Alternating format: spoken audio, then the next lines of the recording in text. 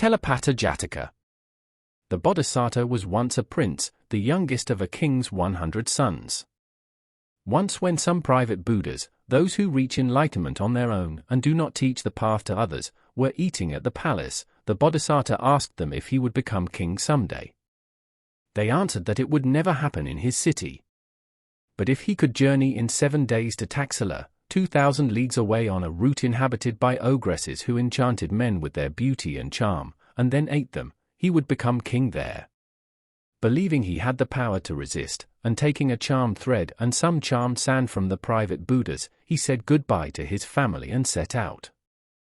5 royal courtiers respected him so much that they insisted on joining him, despite stern warnings of the danger. As they walked, one by one these men were ensnared by the ogress's temptations, and they lagged behind the others to indulge their pleasures.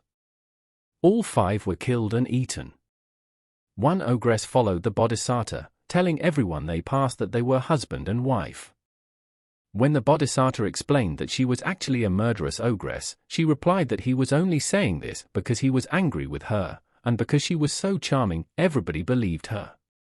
When they reached Taxila and the king saw the ogress's beauty, he was so smitten that he ignored the Bodhisattva's warning and invited her to stay in the best room in his palace. That evening he went to be with her.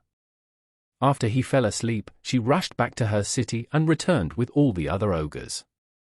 They devoured every person and animal in the palace, leaving nothing but bones behind. In the morning, when the people broke down the palace doors and saw the carnage, they realized the Bodhisattva had been right and she really was an ogress. Because the Bodhisattva had been the only one to resist her, they knew he must be a noble, steadfast, and wise person. So they made him their king, and he ruled with righteousness and charity for the rest of his life. In the lifetime of the Buddha, while giving his disciples a lesson on mindfulness, the Buddha told a parable of a man forced to carry a pot of hot oil in front of a large crowd that was watching the most beautiful woman in all the land singing and dancing. A man with a drawn sword followed behind him, and if even a single drop of oil spilled, the man carrying the pot would be beheaded. In this circumstance, the man would be extremely careful and not gaze upon the woman. The Buddha said the pot represented a person's state of mind regarding their body, and people should practice right mindfulness about this as carefully as the man concentrated on carrying the pot.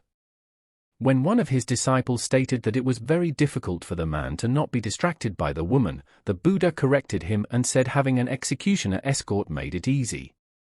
Then he told this story so his disciples knew he had once had to preserve right mindfulness during a similar task without any assistance.